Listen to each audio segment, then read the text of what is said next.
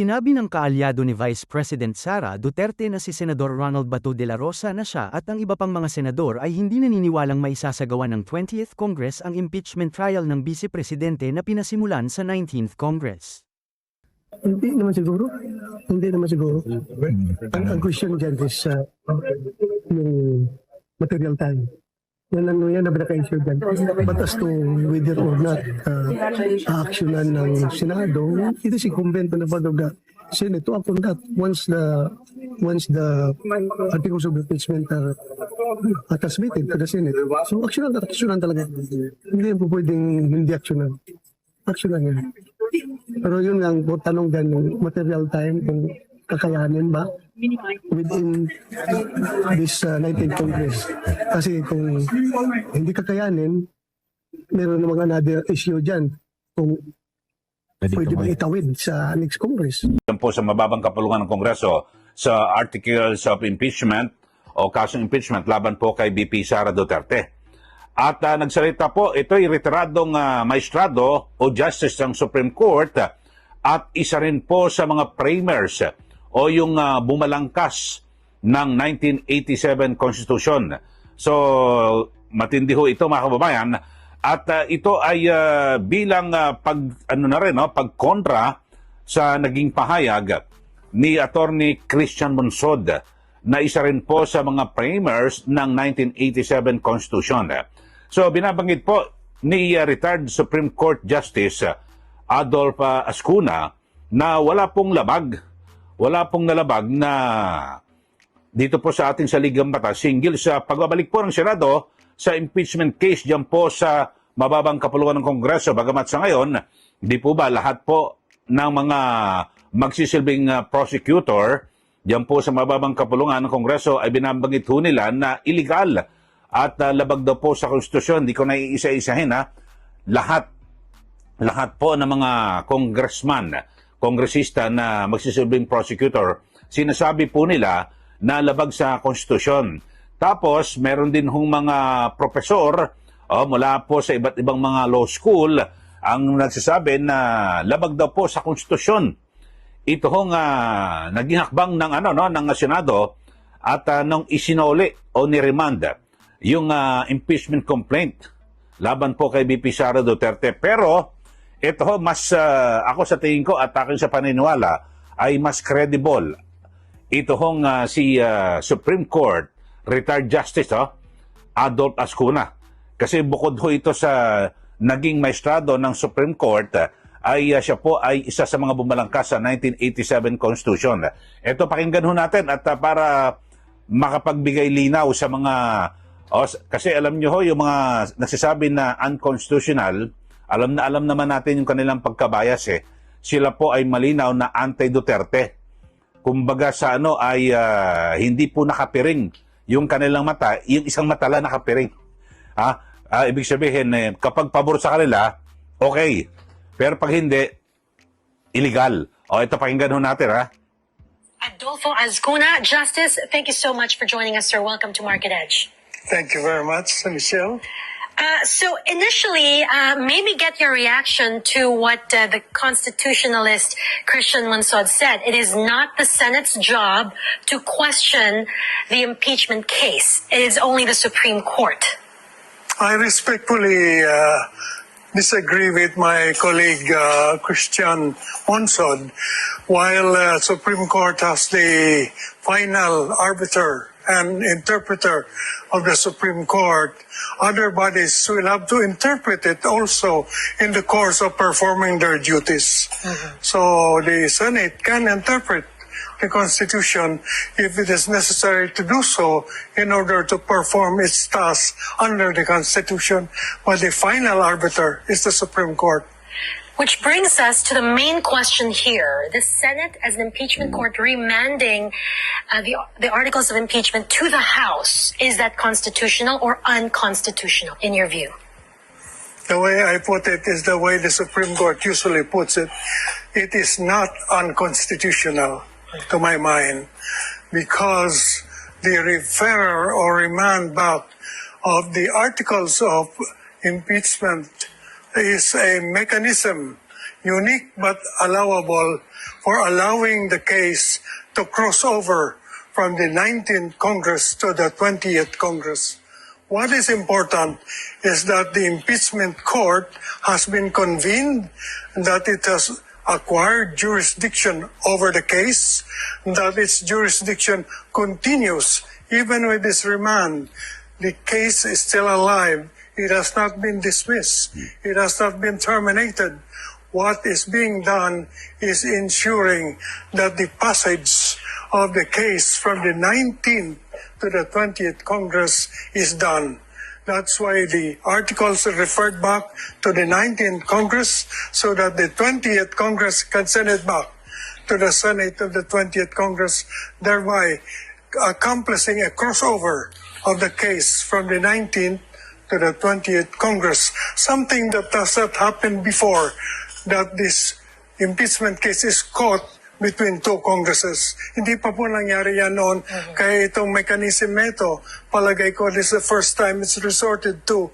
That's why we're unused to its appearance. But on analysis, I think it's a very allowable way of ensuring this passage of the case from one Congress to another.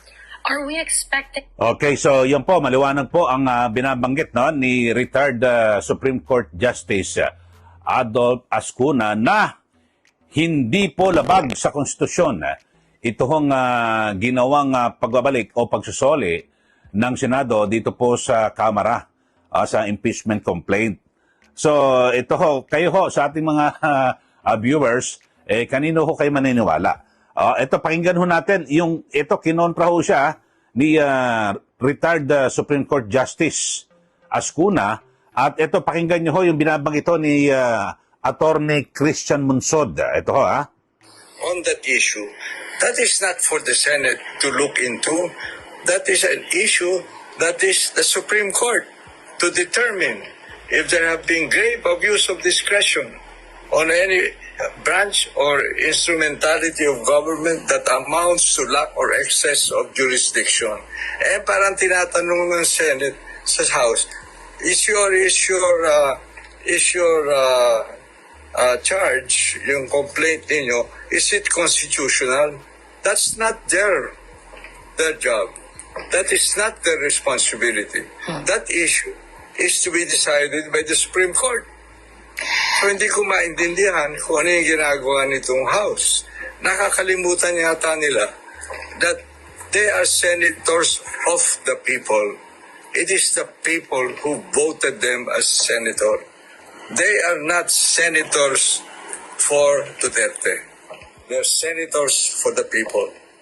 And the wishes of the people, as embodied in the Constitution, should be followed by them. That they are supposed to try immediately the impeachment charge on that. Okay, so yan po, maliwanag po, binabanggit po ni Attorney Christian Munsod, dating COMELEC Commissioner, at alam nyo naman kung saan po ito nakakiling. Ito po ay sinasabing di umano'y dilawan at talagang anti-Duterte. So dito ho mga kababayan, ang sa aking pananaw, mas paniniwalaan ko po ay ito hong si retired Supreme Court Justice Ascuna. At hindi po matatawaran yung kanyang karunungan at pagiging magaling sa batas dahil sa naging maestrado po ng Supreme Court. At ganyan din po ay isa po sa mga framers o bumalangkas ng 1987 Constitution. So alam na alam niya ho ang detalye. Pero itong si Attorney Christian Munsod, kasama rin po siya sa bumalangkas dito po sa 1987 Constitution. Kaya lang bakit parang nag-iba po yung kanyang interpretasyon? Baka nakatulugo siya o absent siya ng tinatalakay itong isyong ito. So maliwanag ho mga kababayan, at ang dami ho kasi ngayon ng mga nagmamagaling di po ba?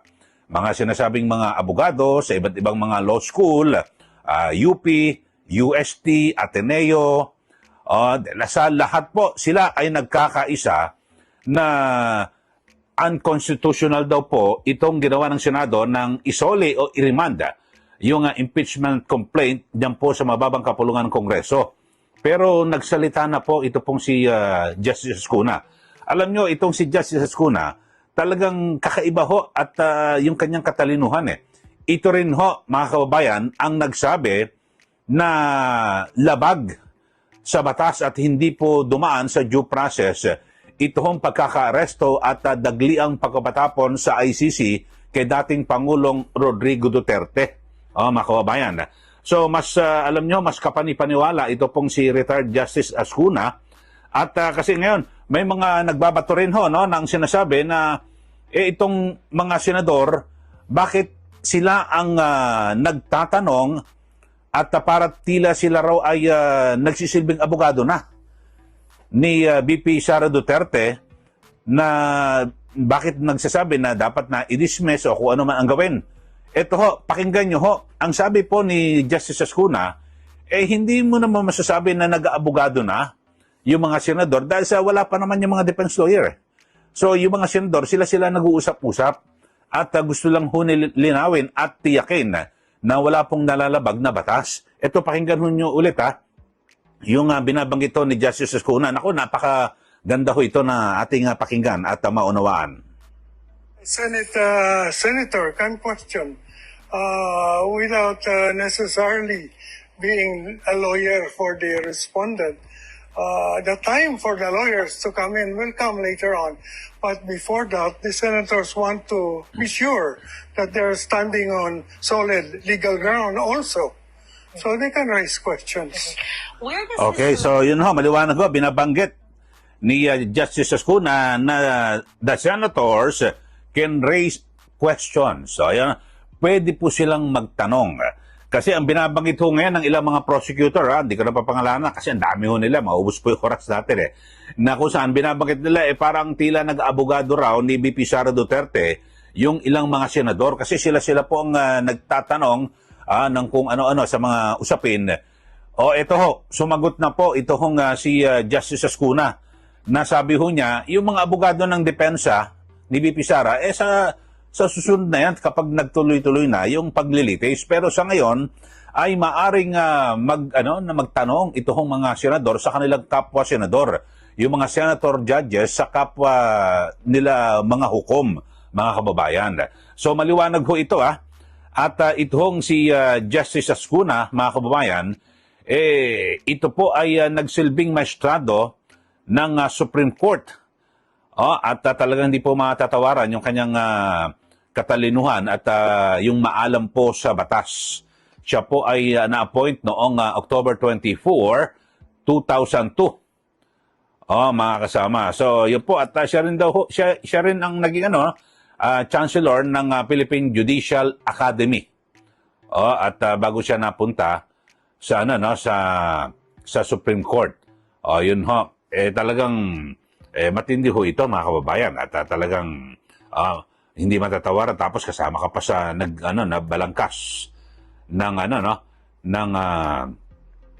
saligang batas natin, yung 1987, na kung saan ay siya po ay marami kasi yan mga bumalagkas 'di ba? At dito po sa konstitusyon. So maliwanag po mga kababayan na kayo yung ating mga viewers, sino ho ang inyong paniniwalaan? Kasi ang dami ho nagsasama-sama ho sila, no? Yung mga prosecutors, mga abogado ho yan. Tapos yung mga abogado rin na nasa law school, biruin mo mga profesor na nagtuturo sa mga law students. Tapos sinasabi unconstitutional. Sabi po ni Justice Escuna, hindi labag sa konstitusyon. Hindi yan unconstitutional. At mismo binara niya ho, sinopla niya ho itong si Attorney Christian Monsod, na isa ring abogado na nagsasabi na at buwabatikos dito po sa naging hakbang ng Senado. Okay, so maliwanag ho yan, mga kababayan. At alam nyo sa ating mga viewers, dapat lagi ho tayong mapagmasid at siguro ay titingnan ho natin yung bawat salita. Ang masaklap po kasi iba naniniwala ka agad. Naku, sinabi ng ganito maraming abogado, hindi ko marami ho sila na po ang totoo o sila na po ang tama. So maging maingat ho tayo, lalo dito po sa mga isyong ito sa impeachment. Kasi ako ho, At bilang isang pangkaraniwang mamayan at veteranong mamahayag, nais ko po na talagang magkaisa, wala ka na hunggulo. O alam nyo, isa po sa talagang nakapagpapahati ng mga Pilipino at 'di ba, pagkakawatak-watak itong impeachment na ito, mga kababayan, at hindi naman natin matatawaran na napakarami ho na mga taga-suporta ito pong si VP Sara Duterte at isang malinaw na talagang yan po ay ebidensya o resibo, ano ho, yung nakatatapos lang ho na 2025 elections na kung saan marami po siyang mga inendorso na talagang ang ikinakampanya ay wag ituloy ang impeachment, sila po nanalo. So nagsalita ang taong bayan, di po ba?